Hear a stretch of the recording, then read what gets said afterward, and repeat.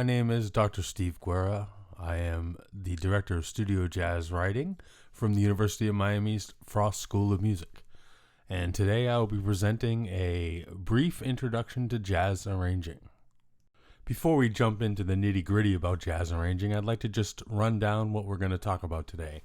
First of all, we're going to talk about why we actually arrange music and the role of an arranger.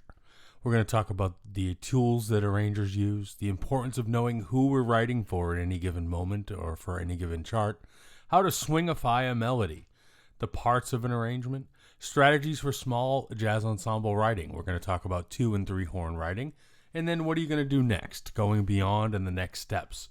Honestly, the pursuit of jazz arranging, jazz composition, even jazz performance is a lifelong pursuit, and it takes more than just a 30-minute video to understand what you are going to be learning for the rest of your life. So I'm going to give you some examples, some exercises, and some books to check out, some writers to check out, so that you can take what you learned today in this session and hopefully explore it on your own.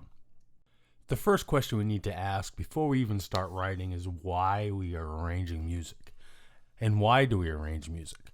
When groups of players come together, the arranger's job is to write the music for everyone to be able to read, transpose all the parts, and impart their creative vision upon a piece of music. It's arrangers, and nowadays producers are technically arrangers, that create the artistic vision, the flow of the chart from beginning to end. And by doing so, they create a listening experience for the intended audience. Are you writing for people at a jazz festival? Are you writing for an album? Are you writing for TV? Are you writing for film?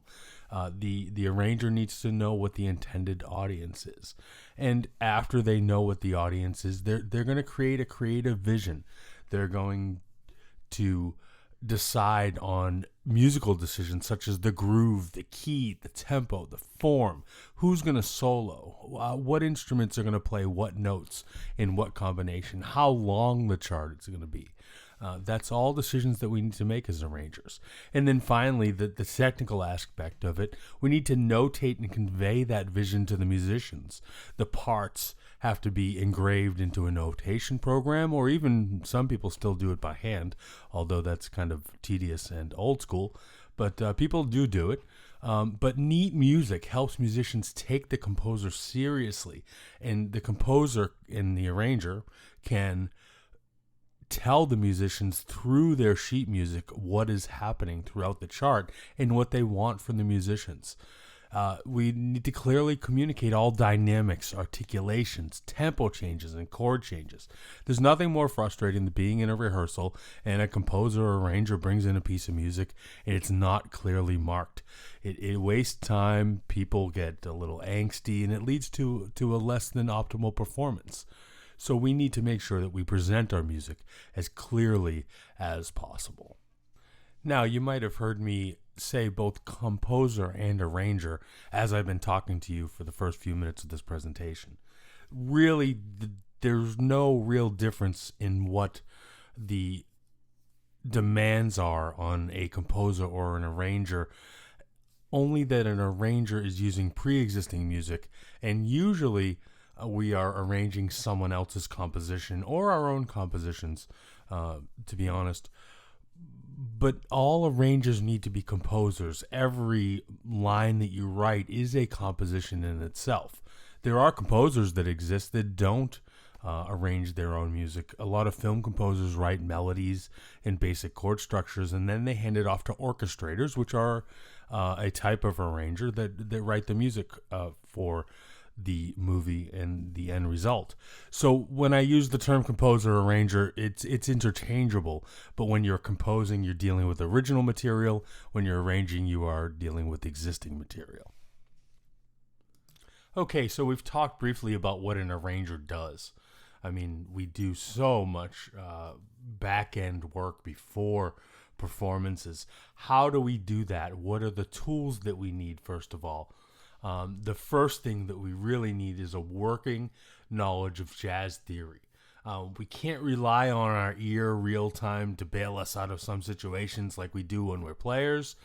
So we have to have an inside and out knowledge of jazz theory. What notes work with what chords, the intervallic relationship between notes. So I really suggest getting inside jazz theory and really figuring out how voice leading works, how thirds and sevenths relate to each other. That's a huge thing, as you'll see as we move on to writing for two horns. The other thing that you need that is imperative for writers and players is jazz piano skills. You need to be able to sit down at a piano and work out the music that's in your head on the piano. Dizzy Gillespie said, if you can't play it on the piano, you can't play it on your horn. It's the same thing, I feel, as an arranger or composer. You might not be able to play a line that you write for the saxophone section or the trumpet section up to tempo and without trouble on the piano, but being able to work through it and seeing how the voice leading works and seeing how the line is built is really important for any arranger. The second thing you need is a notation program. I know there's a lot of free and discounted notation programs out there, such as MuseScore. If you are going to be serious about being a music student, a musician, a professional musician, you really need to invest in a notation program such as Sibelius, Finale, or even now Dorico is a good option. These programs will give you the most options to notate the music that you are writing in your head and be able to do it cleanly and clearly for the musicians that are playing your music. Speaking of the musicians that are playing your music, you need to have a working knowledge, an inside and out knowledge of the instruments you're writing for. You need to know the ranges of the instruments. The transpositions of the instruments are so important. Nowadays, with notation programs, I find that students don't take the time to learn the ranges because the transposition's done by the notation program. And what you lose when that happens is you lose any reference to range and the intensity throughout the range of the instruments that you're writing for. So what you need to do is you need to look at the range of the saxophone section. You need to look at the range of the trumpets and the trombones or any instrument that you're writing for, really, and then start to understand how each instrument sounds in each range. Saxophones are going to have the capability to play in the low register with a lot of force, but they're also going to be able to shade their sound to play kind of foofy and play subtone and play warm or smoky. And then in the upper register, the saxophones can sound kind of shrill. I can say that I'm a saxophone player. You know, trumpets are the same way. Trumpets down low get a certain sound. Sometimes articulations down low aren't as clear as they are in the middle register. You need to understand the limitations of playing in the upper register, and then you need to learn how these instruments fit together. How does a saxophone playing in the upper register sound with a trumpet playing in the lower register? Whose sound is more present? Those are all pieces of information that we need to have in our heads when we're writing, so that we can convey, again, that creative vision that we have. If we're looking for a really bright sound, we can put the trumpets in a medium high register or a high register, and put the saxophones in a high register. If we're looking for balance of sound and the trumpets are in the high register, we can put the trombones in a midi register and the saxophones in a midi register, which is a nice register for them, the middle of their horns, and it can balance some of that brightness. So we really need to understand how each instrument sounds throughout its register. And beyond that, we need to know what's technically possible for certain instruments. I suggest looking at any orchestration book. The Samuel Adler book is great. Even jazz books such as Gary Lindsay's Jazz Arranging Techniques book or Sammy Nestico's The Complete Arranger will have charts that show the instruments and what notes are possible and not possible on those instruments. Like, for instance, on the trombone, there are some notes in the lower register that aren't available on tenor trombone that are available for bass trombone. There are also some notes that are really hard to play for some instruments. There are notes that are out of tune for some instruments. And as you start to develop that knowledge of the instrument, you'll write for them better. And when you're playing in ensembles, listen to the struggles that other players have and the things that they can do easily. One of the greatest things that I ever learned was listening to the rest of the saxophone section. You know, I'm a saxophone player, and hearing that, oh, maybe those D's and those A's are out of tune. You know, that's something that as a player you can absorb while you're rehearsing. How do the trumpets react when they're playing the upper register for a long time? How do mutes sound in combination with other instruments? That's all stuff that you can learn real time when you're sitting in an ensemble playing. Instead of tuning out when the band director or the director of the band is talking to another section, listen. And you can start absorbing information about how those instruments sound, the things that they do well, the things that they don't do well. And then finally, the last thing that you need in the practical part of being an arranger and having it in your toolbox is a knowledge of the history and the tradition of the genre you're writing for. You want to make sure that you understand the styles that you're writing in. If you're writing a 1970s Motown disco chart, let's say a disco chart, sorry, Motown's a little before the 1970s, you want to make sure that you understand how the horn section maybe worked in those disco charts. If you're writing Afro-Cuban, you want to make sure that you just don't write Latin on the top of a chart and you actually understand the grooves that you're looking for. The knowledge of the history and the tradition of music is going to inform your writing more than any other aspect of learning how to write. The music that you've listened to and the music that you've played is your only reference, really, for how you're going to write. So learn the history, learn the tradition, and understand how what you're writing fits into that tradition. From there, I want to move into a couple more abstract things that you need to have as an arranger. First of all, you need to have imagination. You need to be able to sit in a room away from a computer, away from a piano, and hear the composition of the arrangement that you're going to do in your head before you actually sit down to write. You have to be able to imagine the groove, the tempo, what the different instruments are going to sound like. Because then when you finally sit down to write, you already have that image in your mind. When a painter looks at a blank canvas, they probably have an idea of a picture in their head before they ever put brush to canvas. You need to do the same as a composer. The second thing you're going to need is patience. Writing is a lifelong pursuit.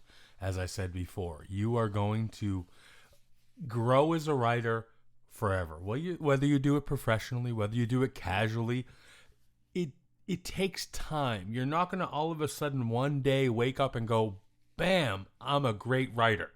It doesn't happen. You have to be understanding that this is going to be a gradual process, okay?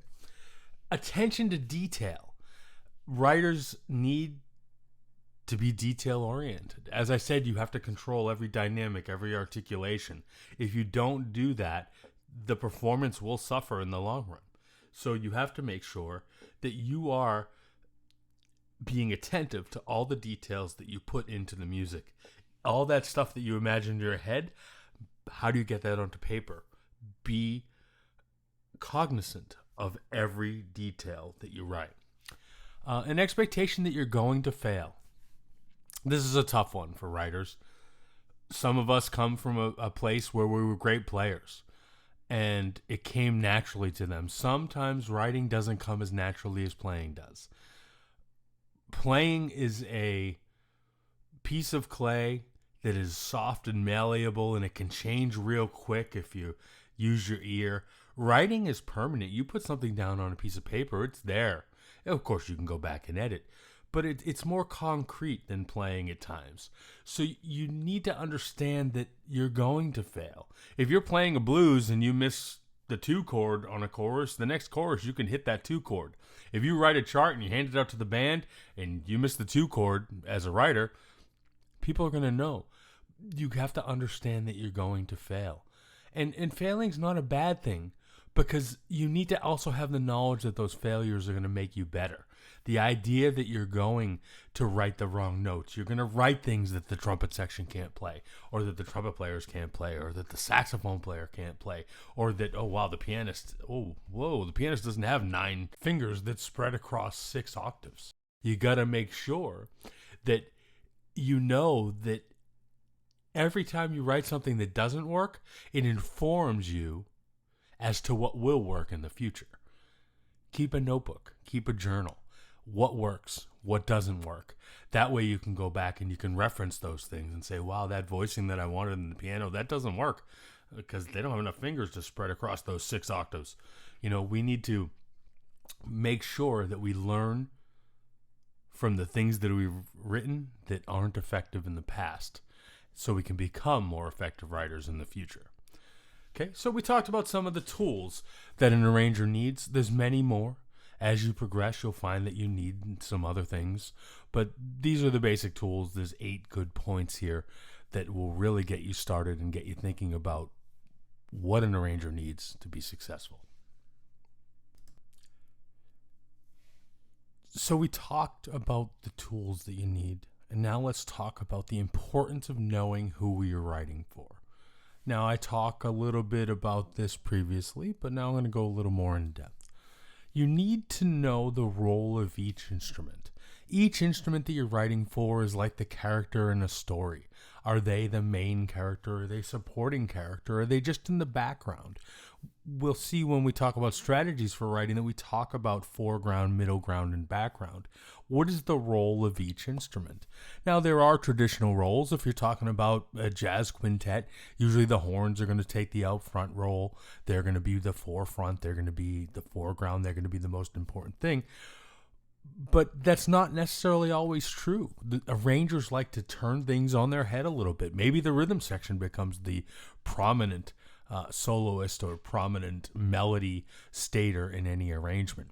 So when you're thinking about the chart in your head, use your imagination and figure out what the role of each instrument is. What is going to be the melodic instrument? What is going to carry the harmony? What is going to carry the time?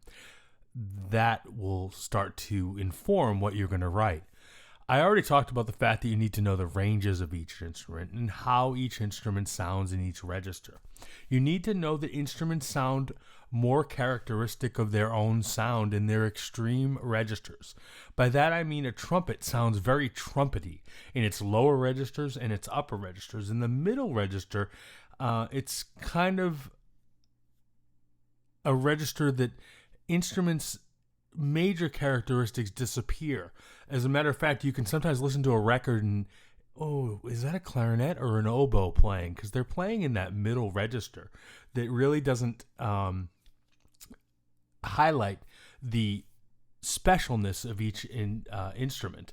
But when they get in their extreme registers, lower and higher, they start to sound more like themselves.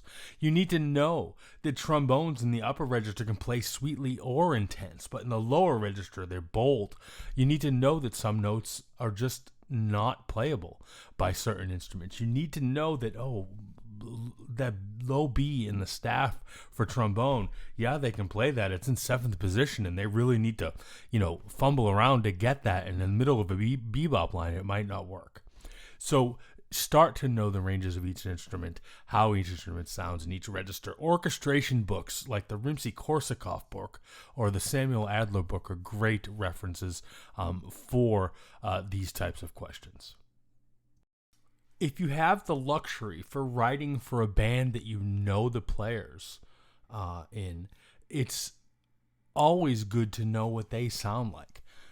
Duke Ellington was famous for writing music that was specifically tailored for a certain player. He knew what Clark Terry's sound sounded like, so he would put Clark in positions that highlighted what made Clark's playing special. The same thing with Jimmy Hamilton on clarinet or Johnny Hodges on alto saxophone. So he knew those individual players, and he could write music that worked for those players and the combination of those players more effectively. So if you know your musicians, you can definitely tailor the music that you're writing to them. Maria Schneider today is another one who knows that, Scotty Robinson on Barry saxophone is going to have a certain sound that when I pair them with Greg Gisbert on trumpet or Dave Pietro on alto saxophone, it's going to sound like this. She has that luxury, and you do too. I write for friends of mine all the time on my albums. I have my friends there, and I knew what they sounded like, and I wanted to write for them in places on their horns that are comfortable for them and the types of things that they play. So knowing who exactly you're writing for is a luxury that you shouldn't overlook. Now, if you eventually get into writing charts that are going to be published and are going to be played by 15 different high school bands in every given year, or college bands, maybe you don't think about those things as much. But you do have to think about the level of the ensemble. Can the group actually play what you write? Can you expect a trumpet section from a middle school to play above the staff for the whole chart? No. You need to know the level of the ensemble that you're writing for. You can't rely on computers to tell you whether or not human beings can play the music that you write. You can write a chart in a computer, and Finale or Sibelius or Dorico or whatever notation program you're using can play it without ever breathing. Humans cannot do that. You need to take into account the idea that players need to breathe. Trumpet players need to, if they're going to play extended passages in the high register, you need to pace them. You need to make sure that they're not going to pass out on the bandstand. No one wants to see that. Although there are a few funny YouTube videos about close calls, but you don't want that. You don't want to put those demands on a player. You definitely don't want anybody to get hurt, obviously, when they're playing. And you're talking about a human thing. You have to make sure you don't rely on your computer to tell you what human beings can do. And I put here, computers are awesome at playing things that humans can't. You can write 16th notes for days for saxophones, but you put it in front of a band, they're going to have trouble with that. But also, remember that human beings are quite capable of playing in a way that computers cannot. You might write something in a notation program where there's half-step clashes in the middle of the voicing, or there's a sweet moment where you just have a whole note. A computer's just going to go, bleh. You don't want that.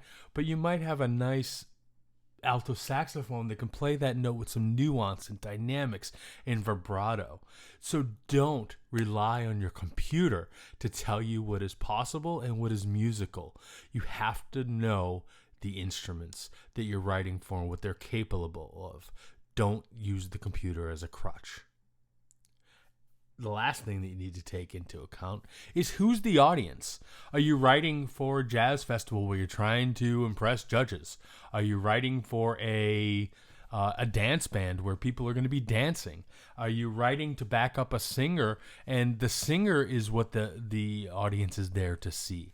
You need to know who the audience is. You need to know why you're writing, what you want the audience to feel, before you can know what you're writing. So that's just a little bit about the importance of knowing who you're writing for. Always think about the human aspect of the music, and you'll never go wrong. The next topic I'd like to cover is what I like to call swingifying a melody. The word swingifying isn't a word yet. I'm working with the people to get it added to the dictionary. But swingifying a melody is taking a melody and making it your own as an arranger. Players, when they interpret a lead sheet, will vary that lead sheet rhythmically and stylistically. They'll add dynamics, they'll add articulations to make that melody and that tune more listenable. As an arranger, we have to do the same thing. So lead sheets are generally limited in terms of rhythmic hipness and swing rhythms. Most lead sheets, as you'll see when I show you Henry Mancini's Days of Wine and Roses, are definitely all quarter notes. They're just quarter notey. They're just giving you the basic outline. It's like a recipe that doesn't have any spices added to it. It's, okay, we're going to make bread. It's just flour and water and yeast, and well, what about all the good stuff that makes it taste good? So we need to understand that these lead sheets are limited. This is especially true when you arrange tunes from the Great American Songbook. Standard tunes like Days of Wine and Roses or Just Friends or I Could Write a Book. The lead sheet presentations on those are very bland. When we perform tunes using a lead sheet, as I said before, horn players and vocalists will interpret the lead sheet and alter the written notes to fit the groove and the style of the performance. To me, the master of this, that was one of the first people that I ever heard, was Louis Armstrong. He took tunes that were popular tunes in the day and turned them into these swinging, bluesy, grooving performances, and he was kind of the father of that in a lot of ways. And of course the great songstresses of jazz, Sarah Vaughan, Ella Fitzgerald, Billie Holiday, added to that interpretive nature, and horn players mimicked the voice. Lester Young, Coleman Hawkins, later, and even now today, Miles Davis, but Miles Davis in his time, and musicians today are doing the same thing. They're interpreting melodies. Arrangers have to do that because the music is written down. We can't have a jazz band of 5 to 30 people and say, hey, go interpret these quarter notes. That's our job to tell them what to play. So we need to swingify a melody. Okay, when we perform these charts, that swingification is a representation of the arranger's creative vision. Arrangers use a variety of techniques to swingify their melodies. We're going to anticipate or delay where notes occur, creating a sense of swing and or tension of release. So if we have 4 quarter notes that are ba, ba, ba, ba, we can swingify those by anticipating the 4th note and go ba, ba, ba, da. That's more swinging than 4 quarter notes. So we're anticipating that note, and we could also delay the first note. So instead of ba, ba, ba, ba, we get 1, 2, 3, 4, 1, ba, da, da, da. Just a simple delay of that first note adds to the swingification. We also want to add articulations and dynamics to lines. Without that, music is only in 2 dimensions. We need to make sure that our music has depth, and I feel that that's created by adding articulations and dynamics to lines. The other thing we can do is add melodic fragments, such as pickups and closures or connecting melodies. So instead of ba, ba, ba, ba, we can go 1, 2, 3, 4, ba, da, ba, ba, ba, or ba, da, ba, da, da, ba, da, ba. That's just basically taking those 4 quarter notes and swingify on them. Okay? So we want to make sure that we write stuff that swings. Now, it's not just swing. This also works over a Latin tune. You want to make sure that it fits the clave. You want to make sure that if you're in a funk tune, you're fitting that groove. So I say it's swingifying a melody, but it's just that idea that you're taking the melody and you're making it part of the genre that you're playing in. Maybe I should call it genrefying, but I like swingifying. It's a cute little word, and my students laugh every time I say it. So let's look at some examples of how to swingify melodies. The tune that I've chosen to talk about swingifying melodies is Henry Mancini's Days of Wine and Roses.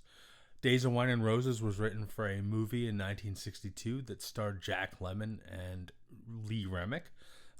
It's a great movie. Check it out if you're into classic movies.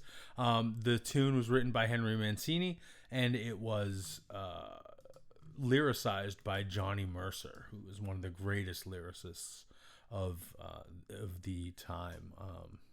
Just wrote some beautiful lyrics to some beautiful tunes. Now, these things that I'm going to talk about, I talk about horn writing, but they can also apply to vocal writing as well.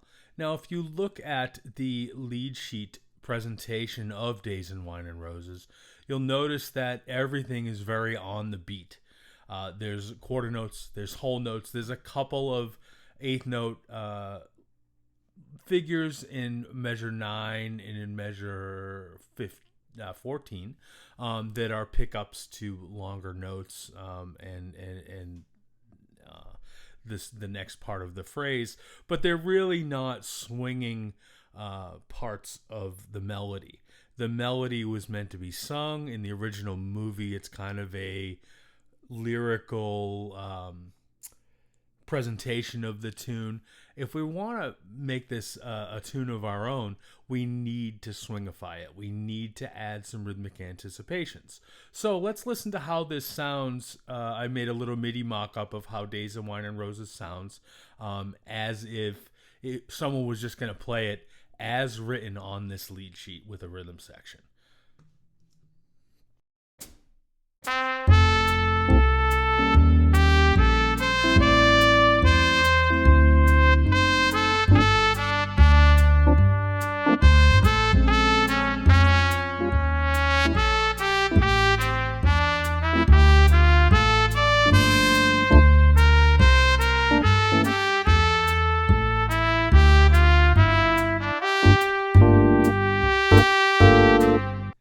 As you can hear, the performance of that done by a computer, while not totally bad, is not humanistic in any way. So please excuse the MIDI.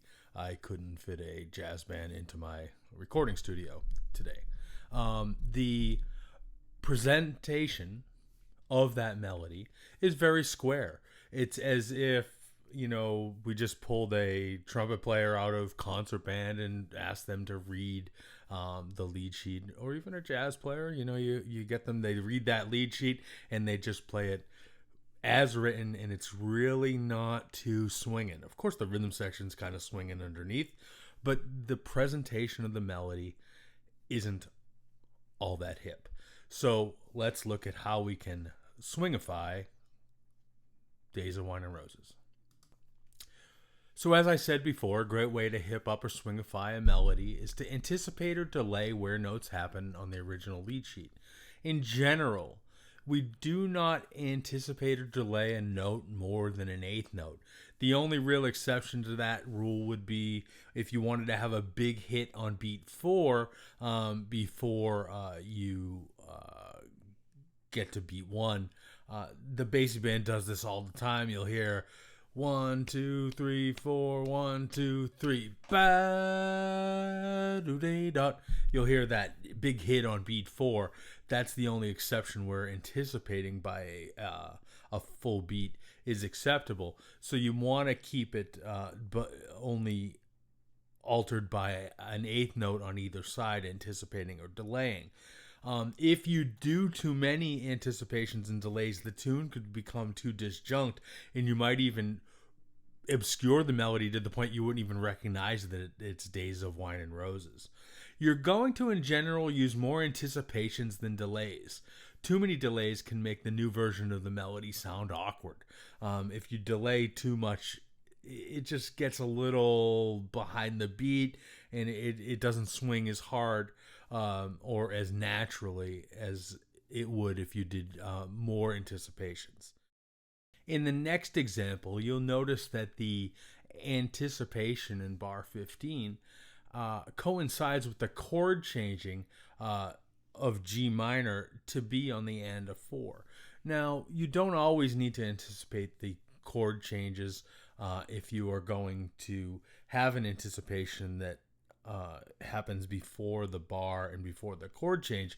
It's just a matter, do you want that chord change to coincide with the what the melody is doing?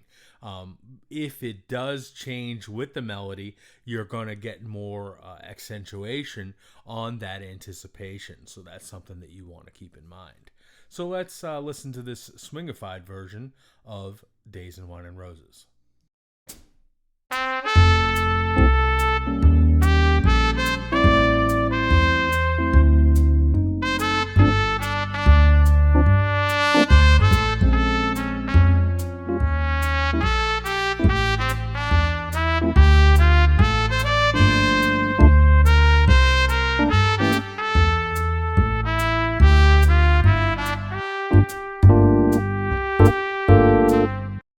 As you heard, the melodic statement now swings a little harder.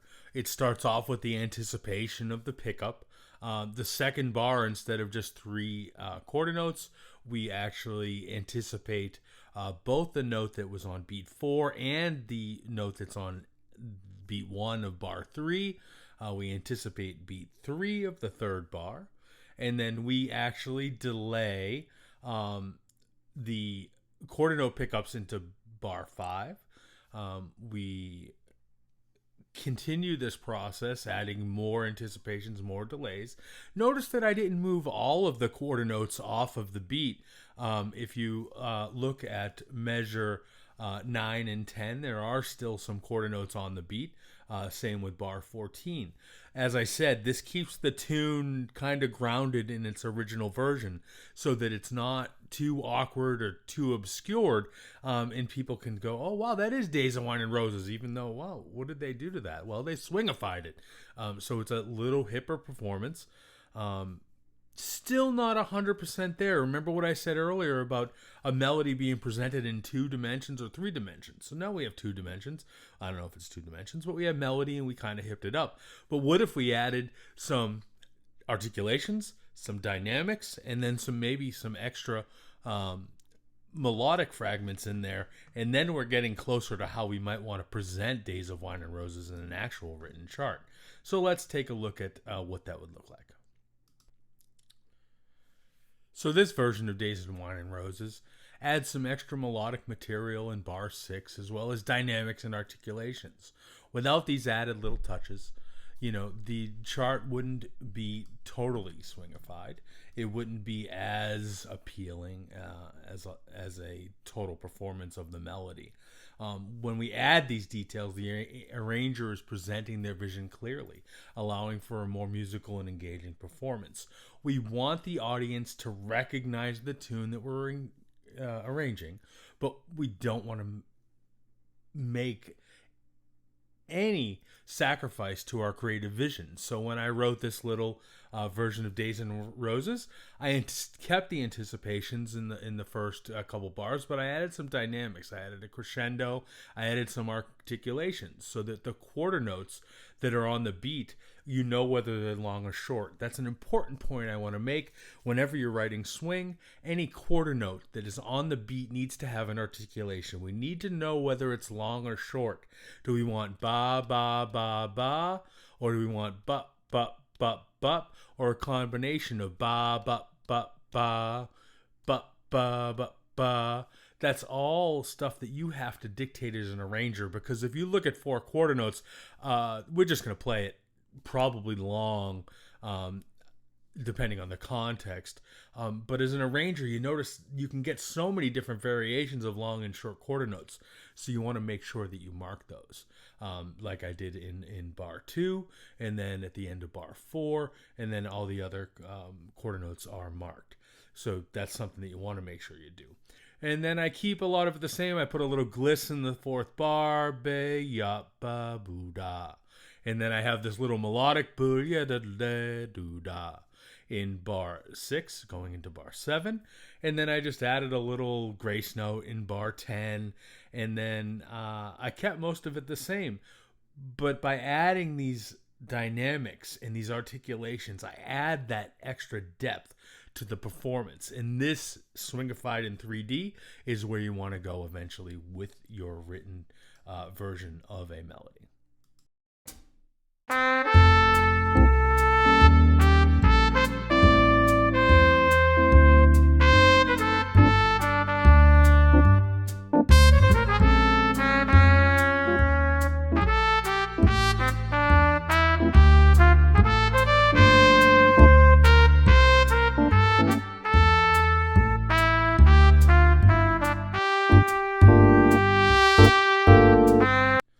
So there you have a swingified in 3D version of Days and Wine and Roses. Now, like I've said before, the computer doesn't do the greatest job of swinging or playing dynamics. Definitely something that if I spent the time, I could program it to do. But remember, a human being playing this is going to be so much better than the computer playing it, for sure. Okay, so now that we know that we've swingified a melody, let's see how we can add horns to that and talk about the different textures that are available to us as we move forward in our arranging journey. I spoke briefly previously about the idea that writing an arrangement is almost like cooking bread or making dinner. You need to have a recipe, and recipes are made up of ingredients, and there are ingredients to making a good arrangement, just like there's a recipe to making good chicken fricassee or any other type of different dish that you might like. So the parts of an arrangement that I'd like to talk to today are actually related to texture. When we are writing, we have to think about the idea that there's a foreground, a middle ground, and a background to every musical moment that we have going on. Foreground is what's going to be in the front of the sound, and that's usually going to be the melody or a soloist, and it kind of speaks for itself. The foreground is going to be what people listen to first. They're going to be the first line of sound that people can hear, whether it's a vocalist singing or horn players up front or a pianist taking a solo or even a bass solo.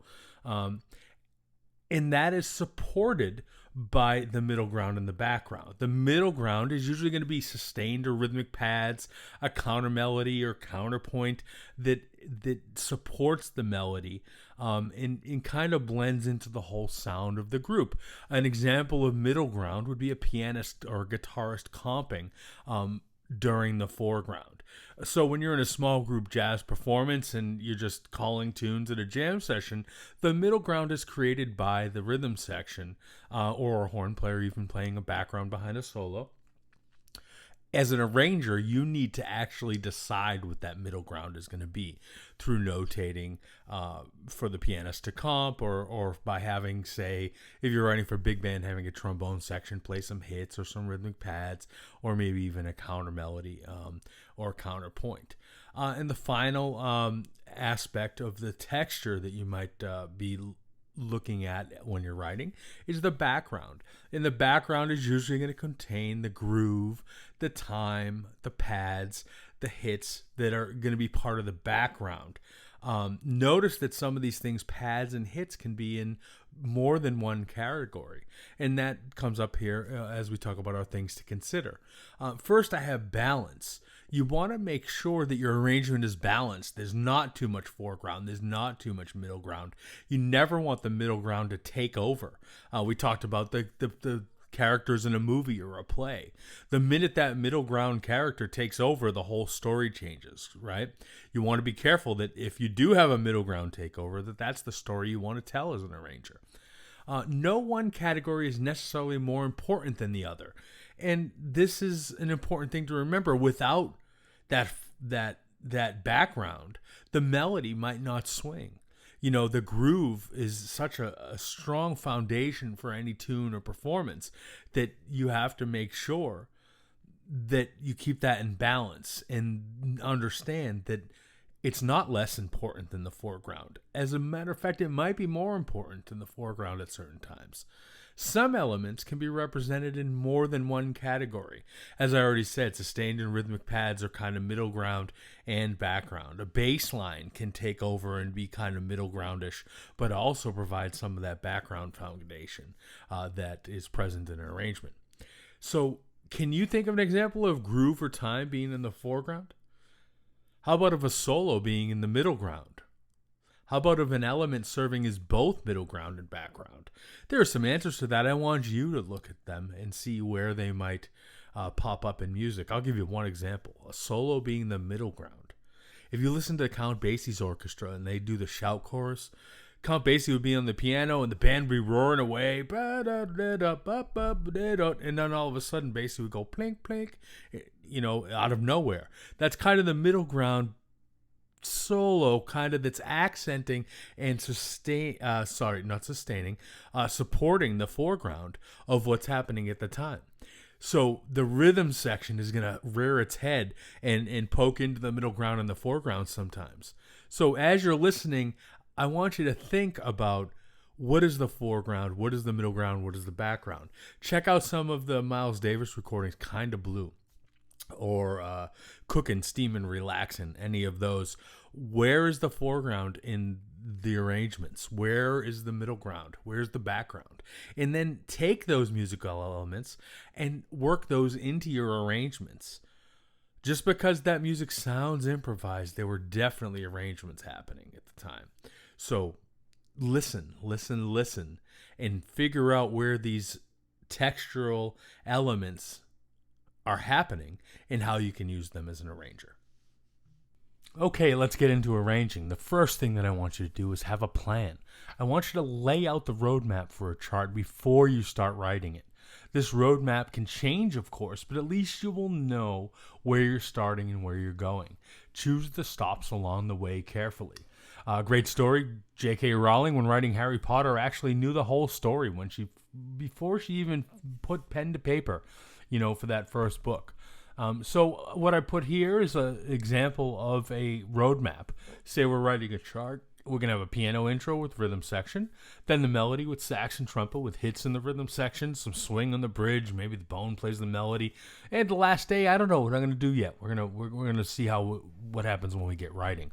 Then we're going to have an interlude that's a dominant pedal leading to some solos with a send-off for the soloist. The solo section is going to feature the trumpet with backgrounds in the sax and the bone building to the whole band for a shout chorus type thing. My shout chorus, even though there's a small group chart, is going to be a la Blues and Haas Flat.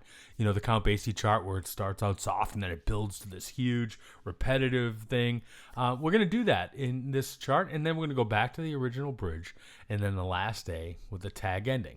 This is an imaginary chart, but it's the kind of thing that I would do before I ever start writing.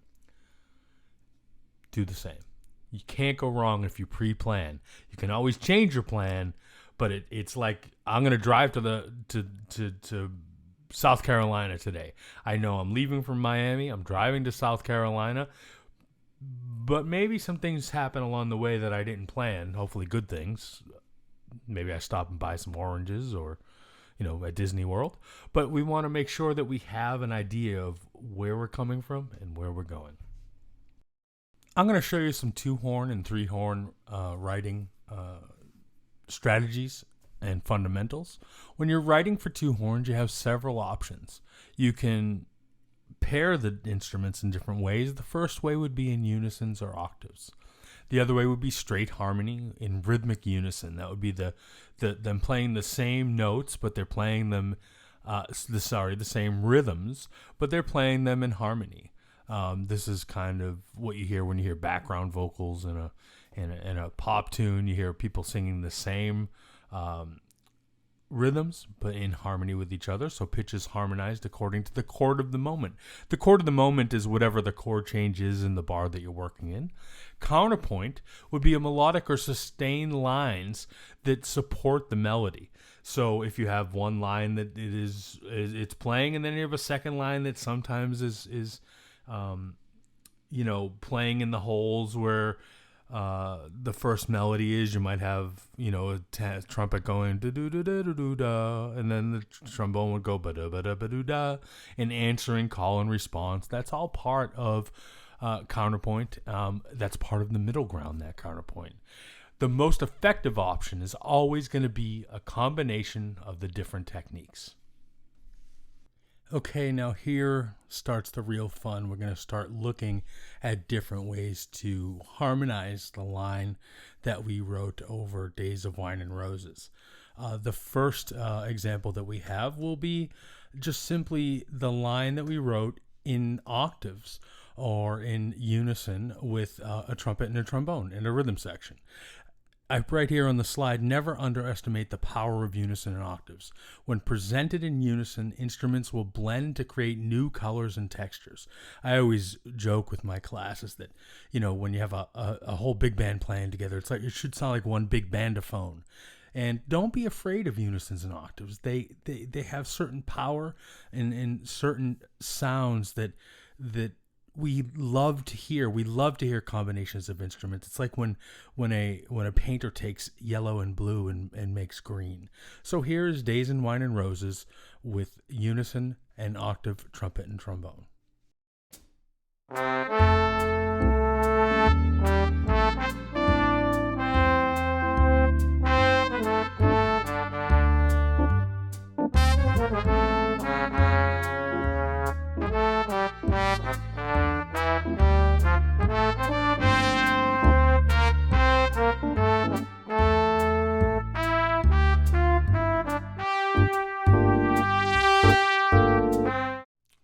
Wow, that band sounds great. I didn't want to cut them off. So, unison and octaves have a certain sound, but sometimes, it can just be a little much. So we want to harmonize our lines, and we need to learn what notes will work for harmonization. And this is where our jazz theory knowledge comes in. We really have to start to dig into jazz theory and learn our chord tones, learn how chord tones move from place to place. And when we're harmonizing for two horns, the first texture that we're going to talk about is two horns.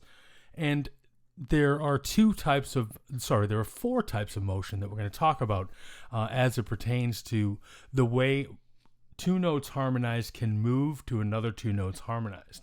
So if you look here on the screen, you'll notice parallel motion means that both voices, in this case the A in the trumpet and the C in the trombone, both move up in the same direction and by the same interval. They move by a minor second.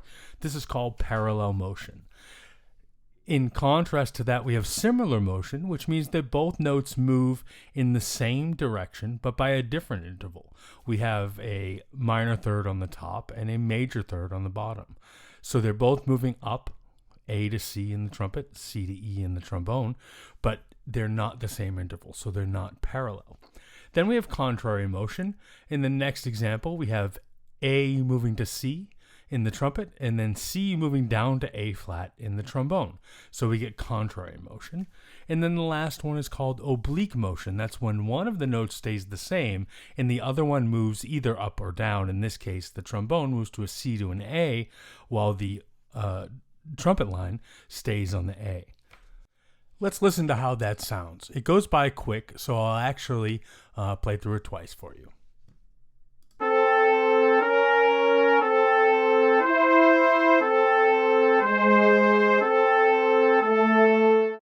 And here it is for you one more time. Check it out.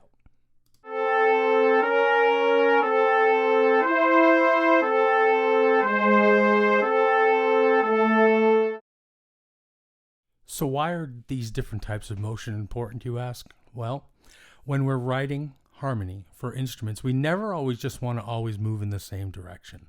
That can get a little tedious and boring, tough to listen to, not too much fun to play. So when we have different types of motion, it creates a different sound. You notice that when instruments move in parallel, they sound one way. When they move in contrary motion, they sound another. So the next step is taking each instrument and creating a guide tone line. Hopefully you all know what a guide tone line is from learning how to improvise. If you look at the guide tone line that we have here in the trumpets, we have the A, which is the third of F major, moving to the B flat, which is the fifth in E flat 7, moving down to the A, down to an F sharp, the third, up to the root of the G minor, down to the seventh, and then down to the flat third of the B flat minor, which turns into the 7 V flat 7. That third and seventh relationship is so important. If you look how this works, the third of B flat minor turns into the seventh of E flat 7, and the seventh of B flat minor turns into the third of E flat 7. That's going to be true of any chords that move in a fourth, any dominant minor 7 to dominant chords, or even dominant chords, thirds and sevenths, are going to move the same way. So we got to just look at that. Let's check this out. Let's listen to how this sounds with the two different lines juxtaposed on top of each other. I put a bass line there for reference. Hopefully that helps you hear the changes a little bit.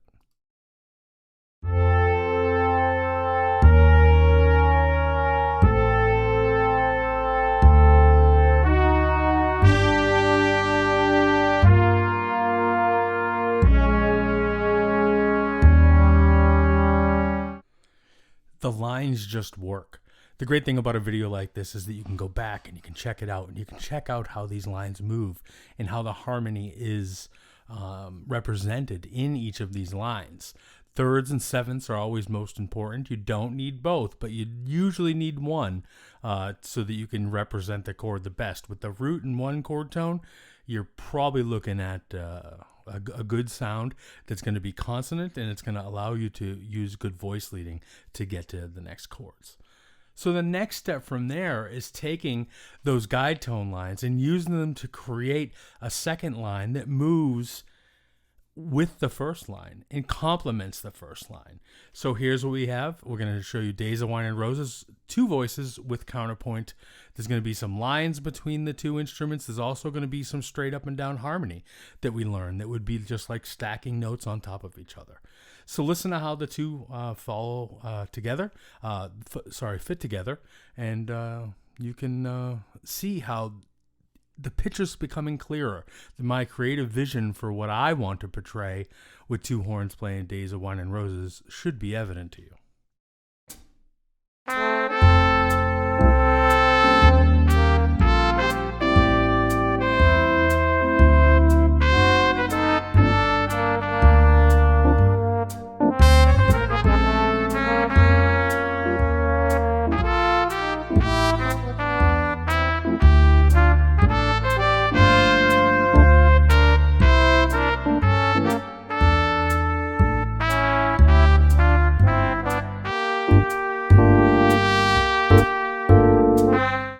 In the example you just heard, you'll notice that all the notes are harmonized except for the more active figure in measure 6. Here I used unison because sometimes when you have a more beboppy line, it gets kind of obscured if you harmonize it. It's most likely going to come out better if it's in unison. So I tend to leave more active lines in unison in a texture like this. Note choices are based on voice leading and how to best represent each chord symbol. As I said before, thirds and sevenths are the most common defining notes. If the melody isn't the third or seventh, then I want to get at least the harmony note to be 3 or 7. Consonant intervals such as thirds, sixths, fourths, and fifths are most common. That's not to say that you can't have dissonance, but if you're going to be representing the chord symbols, and you're going to be, keeping it simpler for now until you figure out what works and doesn't, those intervals are going to be best for you. Motion is in parallel or similar motion this whole time, except in rare cases there's contrary motion in measure 16 and some oblique motion in measure 2. The harmony line should sound melodic in nature. If you were going to play this trombone line by itself, it almost sounds like its own melody. If the counter line gets a little disjunct, it doesn't make any sense, and it will obscure that beautiful melody that Henry Mancini wrote on Days of Wine and Roses. So let's look at another version where I get a little more active. Why don't you go through this on your own a couple times and try to figure out what I did. There are some notes off to the side that will give you some hints, but here it is.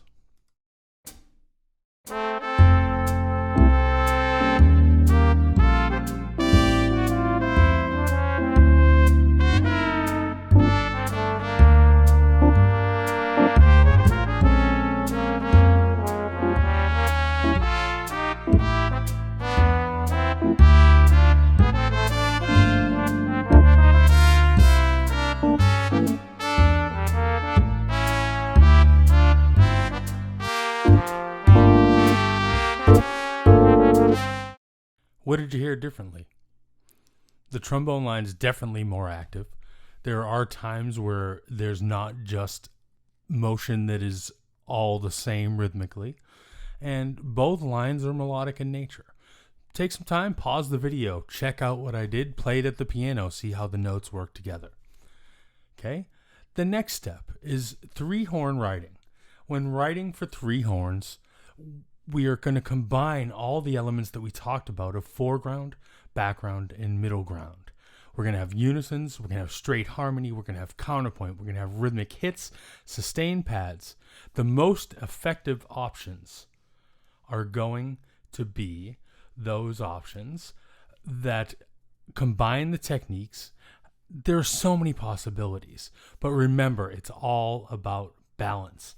It's all about making sure that one thing doesn't take over another, that the counterlines don't overpower the melody, that the melody isn't so rambunctious that it doesn't fit with the rhythm section, that what the rhythm section is playing is adequately supporting the horns. So let's listen to the culmination of this, 3 horns on Days of Wine and Roses.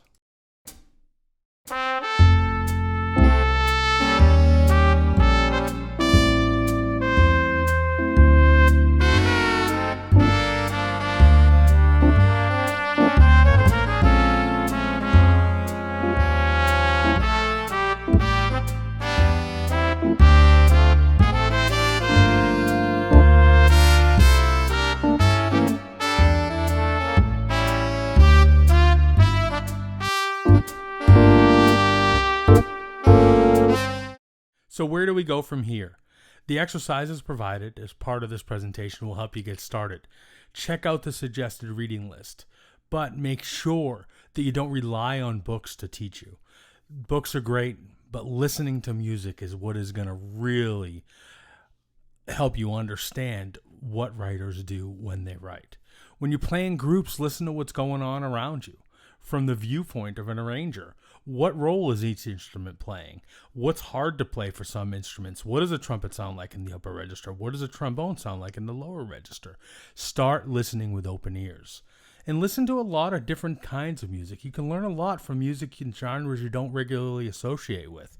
And you can also learn a lot from music you don't like. I've learned a lot from music that my wife likes that I'm really not a fan of. You know, there's lots of music out there. Some of it's good. Others of it just doesn't speak to you. And write, and then write some more. Approach writing like you do playing your instrument. Do it every day, build your skills, and explore. I've included this book list for you. There's a list of arrangers to check out. There's a reading list with some links here that will be in the written materials for you, and some places that you can get study scores. Of course, they do cost money, but transcribing ensemble music can be difficult. It's been my pleasure to be with you here today. As I said before, my name is Dr. Stephen Guerra. You can reach me by email. You can look me up on Facebook or Instagram. I'd be happy to answer any questions you have today. It's been a pleasure to present to you as a part of this year's Gene Harris Jazz Festival. I thank Dr. Derek Ganong for inviting me to be here, and I hope you found today's presentation enjoyable and informational. Like I said, if you want to, reach out. I'd be happy to talk to you and answer any questions you may have. Until then, write some more.